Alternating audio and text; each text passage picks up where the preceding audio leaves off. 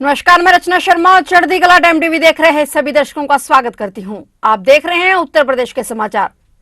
मुख्यमंत्री योगी आदित्यनाथ ने गोंडा में मेडिकल कॉलेज का नामकरण महाराजा देवी बख्श सिंह के नाम पर करने की घोषणा की। मेडिकल कॉलेज में उनकी प्रतिमा भी लगेगी। 1857 का उनका इतिहास लिखा जाएगा और उनके इतिहास के साथ आने वाली पीढ़ी के लिए एक नई प्रेरणा होगी। आजादी के बंदों को, भारत माता की सही सेवा करने वालों को भारत इसी तरह से सम्मान देगा। किसी के नाम पर मेडिकल कॉलेज होगा, किसी के नाम पर इंजीनियरिंग कॉलेज होगा और किसी के नाम पर पॉलिटेक्निकल कॉलेज होगा। किसी के नाम पर कॉलेज होगा और किसी के नाम पर हाईवे एक्सप्रेसवे होगा। उन्हें सम्मानित करने से आने वाली पीढ़ी बार बार प्रेरित होगी। ये कथन सीएम योगी आदित्यनाथ ने गोंडा में अपने संबोधन में कहे।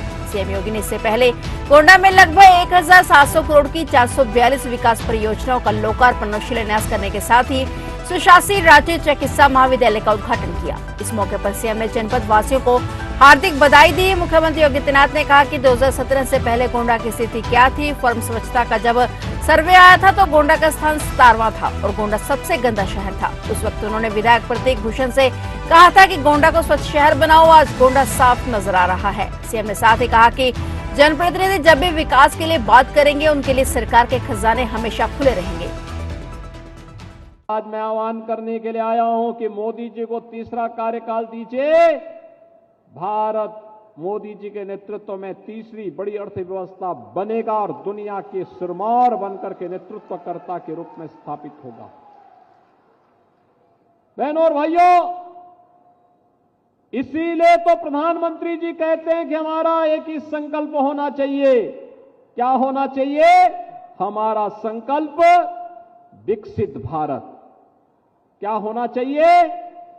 हमारा संकल्प विकसित भारत। और विकसित भारत के लिए विकसित उत्तर प्रदेश आवश्यक है और विकसित उत्तर प्रदेश के लिए विकसित गोंडा भी आवश्यक है। और विकसित गोंडा के लिए ही यहां की सड़कों को 4 लेन के साथ जोड़ने की कार्रवाई आगे बढ़ रही है। विकसित भारत के लिए ही गोंडा में मेडिकल कॉलेज दिया गया है। विकसित भारत के लिए ही ये 1700 करोड़ रुपए की परियोजनाएं यहां पर आई हैं।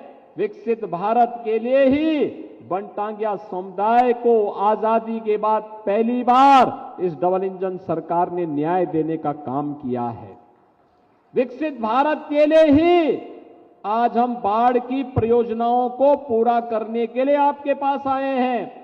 और विकसित भारत के लिए ही 4 दशक से लंबित सरयू नहर राष्ट्रीय परियोजना को पूरा करने का काम हुआ है। बहनों भाइयों, कोई सोचता था कि श्रावस्ती भी वायु सेवा से जुड़ेगा? कल ही मैं याद कर रहा था, कल ही मैं देख रहा था, श्रावस्ती में वायु सेवा शुरू हो गई। अयोध्या में इंटरनेशनल एयरपोर्ट बन चुका है।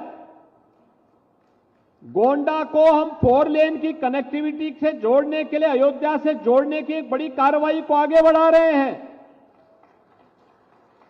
और 84 कोसी परिक्रमा का मार्ग पर 8000 करोड़ रुपए खर्च हो रहे हैं। 8000 करोड़ रुपए, 60,000 करोड़ में आपका गोंडा जनपद भी आता है।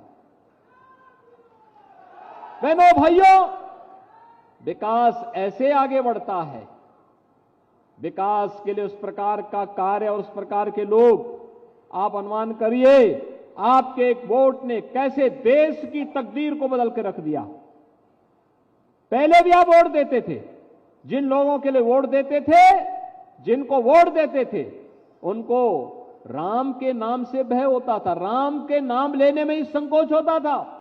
मुख्यमंत्री योगी आदित्यनाथ ने अंबेडकर नगर में 2122 करोड़ की 4977 विकास परियोजनाओं का लोकार्पण और शिलान्यास किया। अंबेडकर नगर में करोड़ों की सौगात देते हुए मुख्यमंत्री योगी आदित्यनाथ ने कहा कि हम सभी ने विगत 10 वर्षों में प्रधानमंत्री नरेंद्र मोदी के नेतृत्व में बदलते हुए भारत को देखा है। यह पूरी दुनिया में सिरमौर के रूप में उभरा नया भारत है। नए भारत में 140 करोड़ लोगों के सम्मान और समृद्धि में वृद्धि हो रही है। सुरक्षा का बेहतर वातावरण प्राप्त हो रहा है। युवाओं की आजीविका की व्यवस्था की जा रही है। उन्होंने कहा कि प्रधानमंत्री जी देश के 140 करोड़ जनता को अपना परिवार मानते हैं। उनके एक ही संकल्प है कि वह जनता जनार्दन के लिए हमेशा कार्य करते रहेंगे। इस अवसर पर मुख्यमंत्री ने विभिन्न जन कल्याणकारी योजनाओं के लाभार्थियों को प्रमाण पत्र, नियुक्ति पत्र, आवास की चाबी, टूल किट, प्रतीकात्मक चेक आदि प्रदान किए। मुख्यमंत्री ने कहा कि डबल इंजन की सरकार द्वारा देश में 4 करोड़ गरीबों को निःशुल्क आवास की सुविधा प्रदान की गई है। पहले भक्त को आवास दिया गया, उसके पश्चात प्रभु श्री राम के मंदिर का निर्माण करवाया गया, जिससे सभी भक्त बिना भेदभाव भगवान के दर्शन कर सके।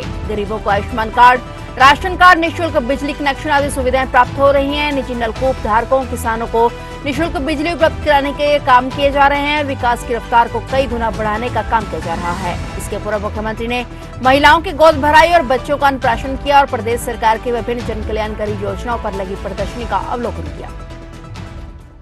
बहनों और भाइयों, मैं पूछना चाहता हूं, अभी यहां पे हमने गरीबों को, किसी को मकान दिया, किसी को नौकरी पत्र, नौकरी के लिए नियुक्ति पत्र दिया, किसी को टैबलेट दिया, किसी को किसी अन्य कार्य के साथ जोड़ करके विकास की योजनाओं का लाभ दिया। आप मुझे बताइए, ये डबल इंजन की सरकार नहीं होती, डबल इंजन की सरकार नहीं होती तो क्या ये 56 लाख गरीबों को उत्तर प्रदेश के अंदर मकान मिल पाते क्या? और क्या ये सपा और कांग्रेस के लोग दे पाते? अरे वहां तो चाचा और भतीजे में ही जंग लगी हुई है। नियुक्ति आती थी, पूरा परिवार वसूली में मस्त हो जाता था। और भाइयों बहनों, आज हम इसीलिए कहने के लिए आए हैं, हर गरीब को उसकी आवश्यकता के अनुरूप आवास की सुविधा, जमीन का पट्टा, आयुष्मान भारत की योजना का लाभ और अन्न योजना में, गरीब कल्याण अन्न योजना में फ्री में राशन की सुविधा का लाभ ये प्राप्त हो रहा है कि नहीं हो रहा है? आप मुझे बताओ, आयुष्मान भारत का कार्ड कितने लोगों ने बनाया है? आयुष्मान भारत 5 लाख रुपए की आयुष्मान भारत की सुविधा का लाभ देखो ढेर सारे लोग हैं।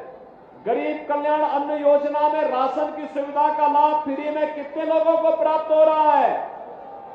देखो, क्या ये पहले मिल पाता था? भाइयों बहनों, यही है डबल इंजन की सरकार का लाभ। हम प्रदेश में 15 करोड़ गरीबों को फ्री में राशन की सुविधा का लाभ दे रहे हैं। हम लोग फ्री में प्रदेश के अंदर जहां पे मकान, वहीं पे प्रधानमंत्री स्वामित्व योजना में इस योजना का लाभ, वहीं पे उसका मालिकाना अधिकार उस परिवार को उपलब्ध करवाया जा रहा है। भाइयों बहनों, आज सरकार की योजनाओं का लाभ बिना भेदभाव के और गांव हर गरीब को दिया जा रहा है। कहीं हाईवे बन रहा है, कहीं ग्रामीण वे बन रहा है, कहीं पे हम लोगों के द्वारा एक्सप्रेस हाईवे का निर्माण किया जा रहा है, तो कई उद्योग निर्माण के लिए क्लस्टर विकसित किए जा रहे हैं। अभी जब मैं आया तो अम्बेडकर नगर के भी 2 उद्यमियों को हम लोगों ने यहां पे उद्योग लगाने के लिए सर्टिफिकेट जारी किए। यानी 6000 करोड़ रुपए से अधिक के निवेश के प्रस्ताव एक साथ अम्बेडकर नगर जैसे जनपद में लग जाए। ये 6000 करोड़ का मतलब आप जानते हैं, 10,000 लोगों को प्रत्यक्ष और अप्रत्यक्ष रूप से नौकरी और रोजगार की गारंटी मिलना। अम्बेडकर नगर के लोग अम्बेडकर नगर में ही नौकरी और रोजगार प्राप्त करेंगे।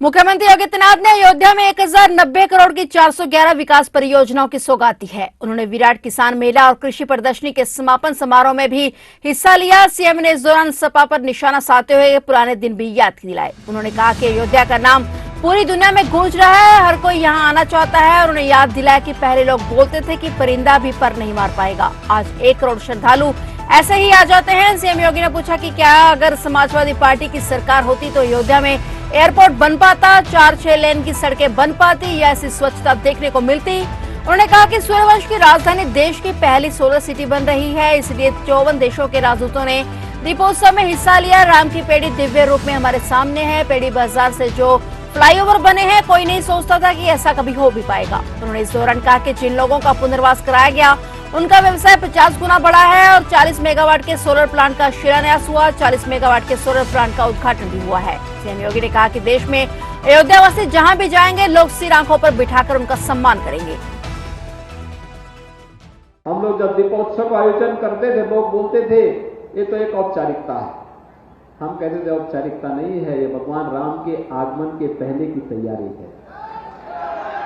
चिंता मत करो, ये जो कुछ भी हो रहा है प्रभु के आगमन के पूर्व की तैयारी की जा रही है। अयोध्या वासियों को उसके लिए मानसिक रूप से तैयार किया जा रहा है। और मैं तो हमेशा आता था।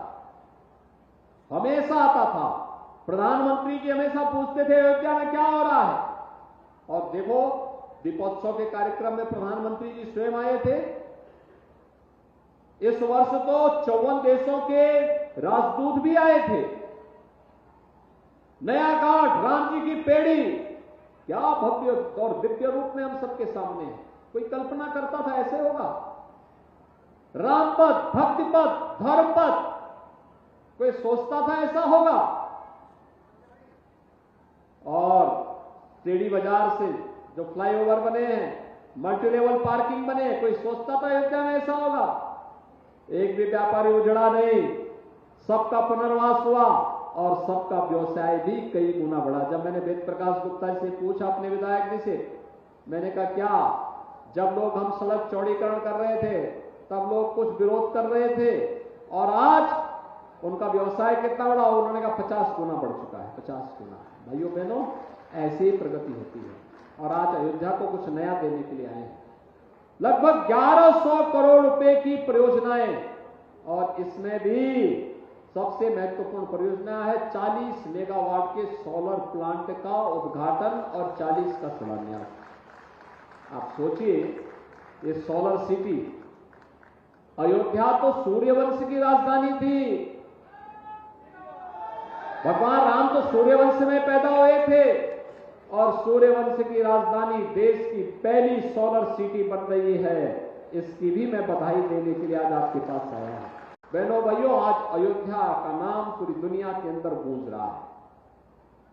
गूंज रहा है ना? आज हर कोई अयोध्या आना चाहता है ना?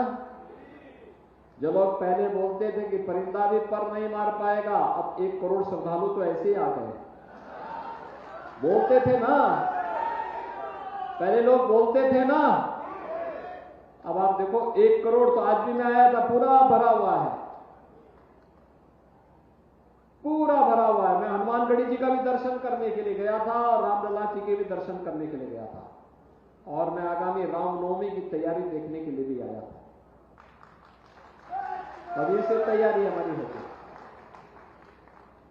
अयोध्या को दुनिया की सुंदरतम नगरी के रूप में स्थापित करना है। फिलहाल उत्तर प्रदेश के समाचारों में इतना ही, और नए समाचारों के साथ फिर से हाजिर होंगे। तब तक के लिए देखते रहिए चढ़ती कला टाइम टीवी।